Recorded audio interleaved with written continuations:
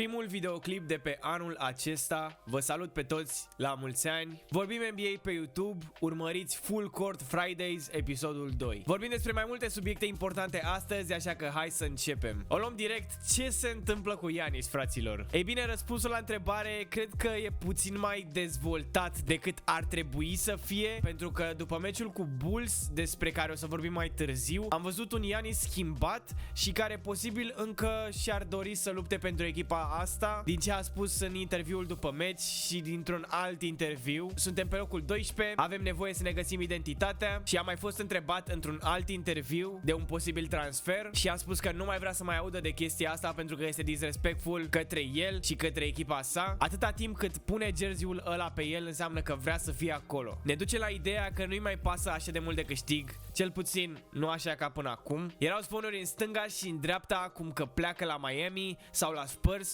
sau chiar la Golden State. Ei bine, pare că februarie se apropie și nu se mai spune și nu se mai face nimic. Tot este posibil să se întâmple și poate dacă se va întâmpla, am avut toată această conversație degeaba, dar totuși, uite de ce cred eu că nu se va întâmpla. Vreau să ne întoarcem puțin la Kobe și să observăm prin ochii lumii cum este el văzut, pur și simplu ca unul dintre cei mai loiali jucători, chiar dacă istoric vorbind nu a fost neapărat așa, pentru că știm cu toții că a cerut un trade la un moment dat și poate chiar mai multe în privat. La fel și pentru Steph Curry, care nu cred că a cerut neapărat un trade, dar totuși se zbate pentru aceeași echipă de ani de zile, indiferent cât de mult ar pierde, el tot vine și dă câte 30 în fiecare seară. Aș fi putut spune la fel și despre Dame, dar acolo e altă poveste, pentru că eu cred că Dame, dacă ar fi avut posibilitatea să se întoarcă în timp, nu cred că ar mai fi plecat la Bucks să încerce să câștige campionatul și ar fi rămas loial echipei sale. Unde încerc să ajung este la faptul că NBA-ul este liga asta în care pare că loialitatea este sacră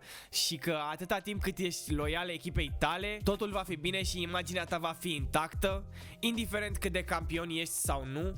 Pare că acest trade care s-ar putea întâmpla cu Giannis ar fi cea mai mare greșeală din cariera sa. Părerea mea este că nu ar trebui să fie neapărat așa. Starurile ar trebui să aibă ocazia să joace unde vor și cât timp vor, chiar dacă asta înseamnă că nu ar mai exista așa zisele dynasty-uri. L-aș prefera pe Giannis cu 5 titluri la 3 echipe diferite decât cu un singur titlu la o echipă, pentru că nici măcar nu cred că ar putea vreodată să-și mai atingă ceiling-ul la Bucks. Băi, urmează să vorbim despre un jucător de care m-am plâns încă de la începutul sezonului. Scottie Barnes este jucătorul care în ultimul timp, în sfârșit, m-a impresionat. Meciul cu Golden State de săptămâna asta a rupt. A jucat center și a făcut career high la rebounduri și triple-double. Omul zici că avea puțin din ADN-ul lui Hakim. Ieri seară în meciul cu Nuggets a avut iar aceeași poziție de center și a terminat cu 20, 14 și 10. Omul e talent, în ultimul timp chiar joacă din ce în ce mai bine și sper să continue, pentru că generația asta de la Raptors merită mai mult. Vorbim despre Luka și șansele lui reale la MVP. Statistic vorbind, destul de mici, dar cine știe. Facem puțină istorie. MVP-ul ne-a demonstrat că nu este ales tocmai pe merit, ci și pe performanțele echipei. De fapt este destul de mult influențat de asta, ceea ce nu cred că este tocmai corect. Consider că dacă echipa ta măcar a ajuns în playoff, iar tu ai cel mai bun joc și puncte etc., ai putea fi contender la MVP. Dar acum problema este ce se întâmplă cu ceilalți doi contenderi care fac același lucru din punct de vedere al punctajului, sau cel puțin se apropie și își duc echipele mai departe. Dar un lucru foarte important, nu este neapărat meritul lor că echipele merg mai departe. Am văzut la Jokic cât de mult poate influența un jucător într-o echipă, dar uite-l accidentat și Nuggets încă câștigă. The point I'm making este că MVP-ul nu ar trebui să aibă neapărat legătură cu performanțele echipei, ci cu jocul pe care le face acel individ. Acum, dacă vorbim de joc, Luka are multe minusuri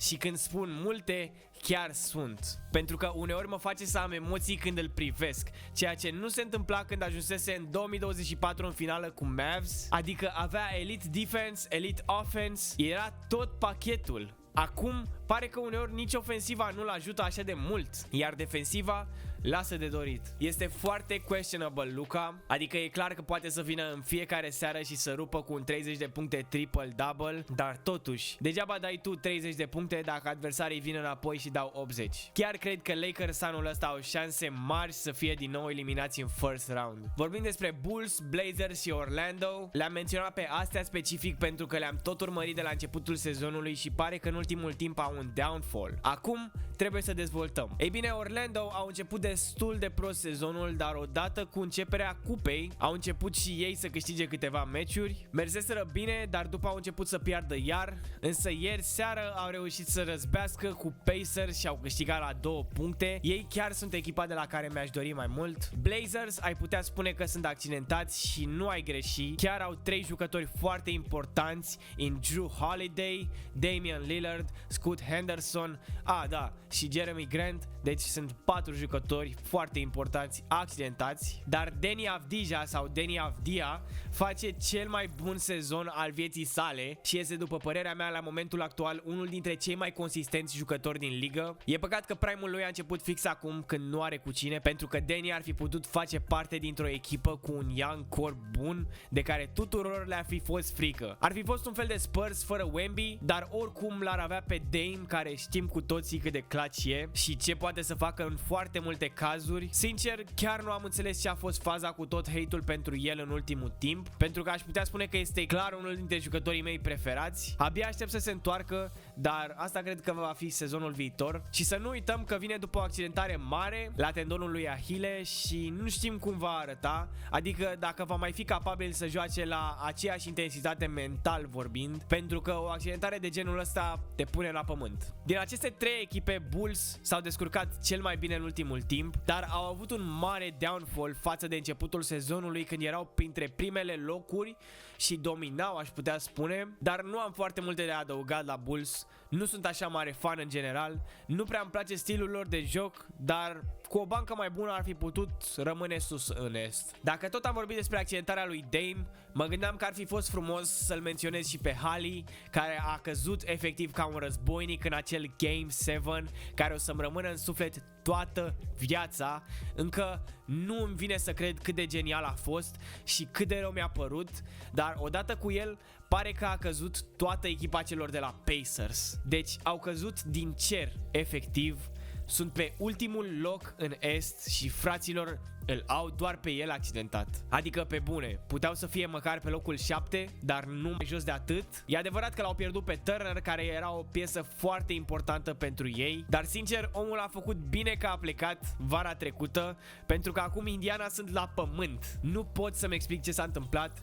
Poate este vina lui Rick Carlisle și a coaching staff-ului, dar mi se pare cam greu de crezut. Pascal Siakam, former champion în 2019, Andrew Nembhard, unul dintre cele mai bune mid-range-uri și ball handling-uri de anul trecut. TJ McConnell la fel, dar el este mai predictable, având doar elbow jumper-ul ăla pe care îl nimerește mereu. Jay Huff, nici nu știu dacă să zic că îmi place, pentru că sezonul ăsta nici nu m-am uitat deloc la Indiana Hoops și cred că se poate înțelege de ce. Sunt în shambles, iar dacă aș fi Hali, m-aș gândi serios la o posibilă portiță de scăpare, deși știu, este imposibil ca Hali să plece. He loves the city, he wanna go big in the franchise, but he already big. Dar eu vreau ce e mai bun pentru jucător, dar sincer, după ce o să revină o să ne facem cu toții câte o părere, însă chiar nu cred că el singur va reuși să care Indiana iarăși pe locul 4, unde au fost anul trecut, mai ales că estul sezonul viitor nu va mai fi așa de accesibil ca anul ăsta. Vorbim despre Keontae George și Lauri Markkanen.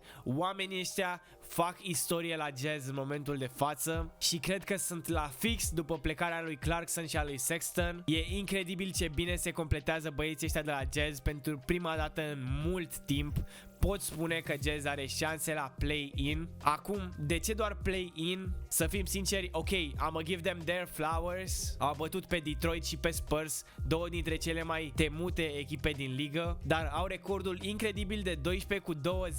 Să nu mai menționez că nu au deloc defensivă. Statistic vorbind, au cea mai proastă defensivă din NBA, iar o echipă de genul ăsta nu va avea șanse împotriva unor echipe precum Denver Nuggets, Knicks sau chiar Golden State Warriors, care știm cât de tare se activează în play-off-uri. Zici că sunt niște demoni pe teren. Nu au destul depth, fizicalitate și nici defensivă ca să poți considera Jazz o echipă de play-off. Vorbim despre ceva de pe Twitter, stau destul de mult pe acolo, încât să înțeleg că videoclipul ăsta cu Giannis are un blestem pe el. Aparent, de fiecare dată când cineva îl postează înaintea unui meci, ar trebui să semnifice relaxare, victorie sigură și așa mai departe.